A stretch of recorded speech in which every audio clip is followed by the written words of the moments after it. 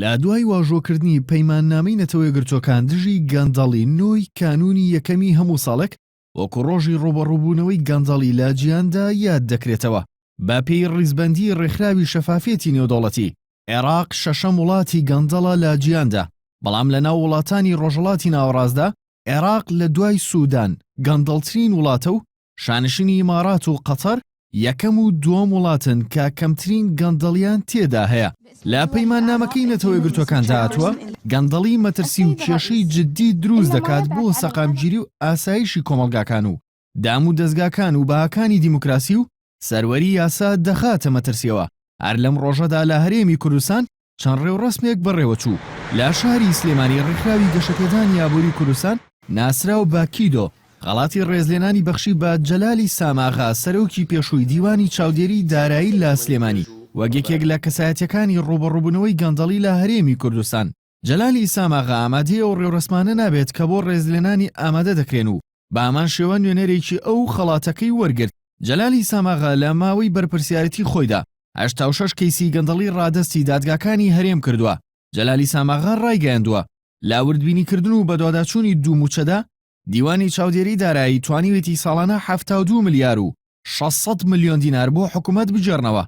عێراق لە ساڵی 2008ەوە بۆتە ئەندامی پەیماننامەی نەتەوە یەکگرتووەکان دژی گەندەڵی دەستەی نەزاها یاخود دەستپاچی عێراق کار دەکات بۆ ڕوبەڕووبوونەوەی گەندەڵی و چەسپاندنی شەفافێت لە سەرجەم دام و دەستگاکانی دەوڵەتدا. باپی دووهەمین راپۆرتی دەستەی نەزاهای عێراق لە ساڵی 2014دا دەستەکە 7402 دۆسی تاوان لەلایەن دەستەکەەوە بۆ تۆمەتەکانی گەندەڵی کراونەتەوە.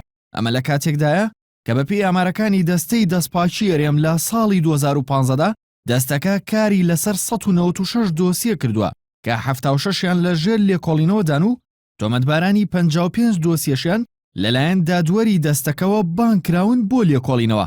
دوای بەدواداچوونەکانی دەستەی نەزاهای عێراق لە ساڵی 2014دا فەرمانی دەستگیرکردن بۆ 1459 کەس دەرچووە کە 24یان پلەی وەزیر و ئاستی وەزیریان هەیە و 94یان پلەی بەڕێوەبەری گشتی و یان بەرزتریان هەیە.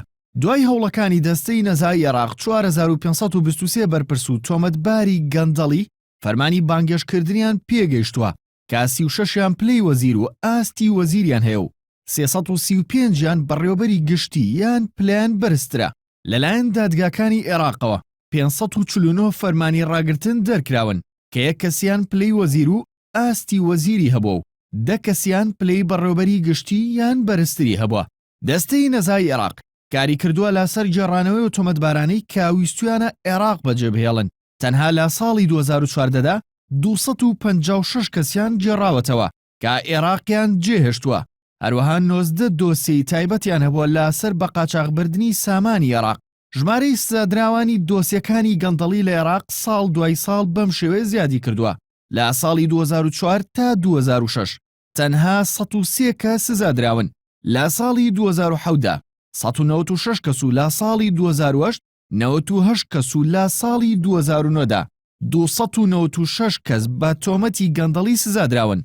لە ساڵی 2010دا 1016 کەس و لە ساڵی 2011دا 1661 کەس بە تۆمەتی گەندەڵی سزادراون.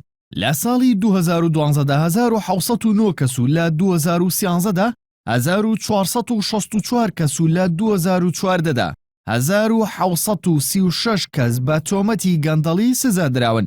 لە سەرهەستی جیهان وڵاتی سۆماڵ گەندەڵترین وڵاتە و دانیمارک کەمترین ڕێژەی گەندەڵی تێدایە.